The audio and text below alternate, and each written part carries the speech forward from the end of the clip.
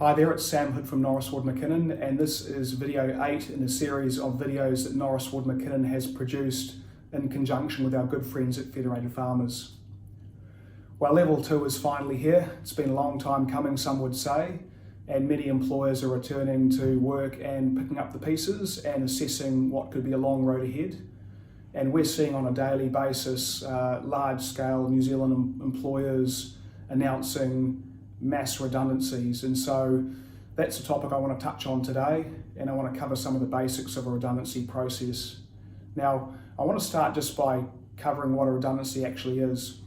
A redundancy is a situation where an employer no longer needs a particular position or a series of positions. So it's never based on the person itself, it's based on the position. So if you've got a person who's performing poorly or has engaged in some form of misconduct, redundancy is not the process to follow. Redundancy is only the process to follow where you've got a particular position, say a farm manager position or a farmhand position that you no longer need. If you no longer need the position, then you're in the domain of redundancy. And in my experience, there are generally 2 to 3 steps for redundancy, which I'll cover off briefly. So let's just use the farm manager example, and step 1 is, let's just say you've got a farm manager and you don't need the position. Then step 1 involves consulting with the farm manager about a proposal to disestablish their position. Now, the finer points of that consultation process are probably a topic for another day, but if you're on the Federated Farmers Employment Agreement, it contains some really useful information about how to follow that process.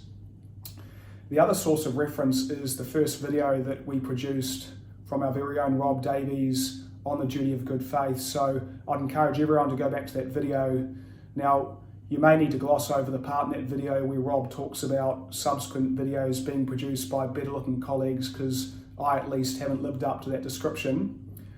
What you're really looking for is the part where Rob talks about the duty of good faith and how it involves giving employees information about your proposal to disestablish, say, the farm manager position, and giving sufficient information that employees can actually make an informed response. They know why you're proposing it, and if you're proposing to disestablish the farm manager role, what's going to happen with the tasks that the farm manager previously performed, how will they be performed by other people.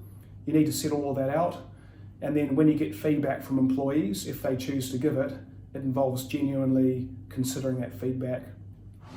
So that essentially is step 1. It's about consulting with the farm manager about whether or not to disestablish their position, and having followed the proper process and consulted, if you still decide that that's the way that you need to go for the needs of the business, then you normally complete step 1 by writing to the farm manager rather, and giving them the notice period in the employment agreement, and obviously telling them your decision and the reasons for it.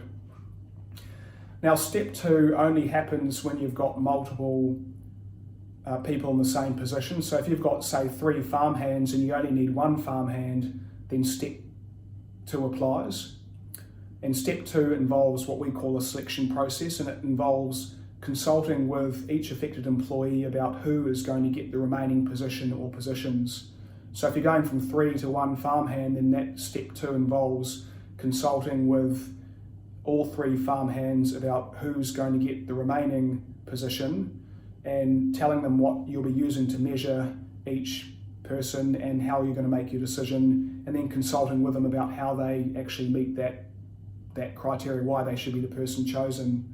So again, it can be a pretty involved process.